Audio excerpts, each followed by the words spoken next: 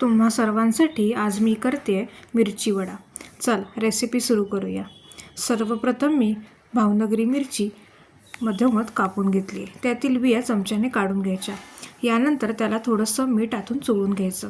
आता स्टफिंगसाठी तेल तापलं की जिरं, मोहरी, कढीपत्ता, हिंग अशी फोडणी परतवून त्यावर बारीक चिरलेला कांदा, चिमूटभर हळद, घरगुती लाल तिखट, यानंतर ते परतवून त्यावर स्मॅश केलेला उकडलेला बटाटा परतवायचा। त्यामध्ये चवीनुसार मीठ, किंचितशी साखर व थोडंसं पाणी व ते मिक्स करून छानपैकी स्टफिंग तयार होतं। यानंतर भावनगरी मिरचीमध्ये हे स्टफिंग गच्चपणे स्टफ करून घ्यायचं।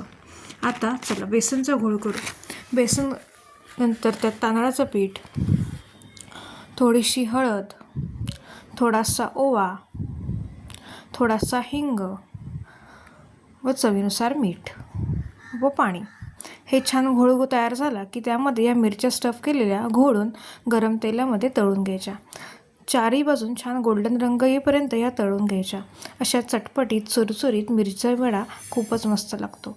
असा मिरची वडा एकदा नक्की करा, तुम्हाला नक्कीच आवडेल। व आपल्या चॅनलला फॉलो व सबस्क्राईब करायला विसरू नका। धन्यवाद।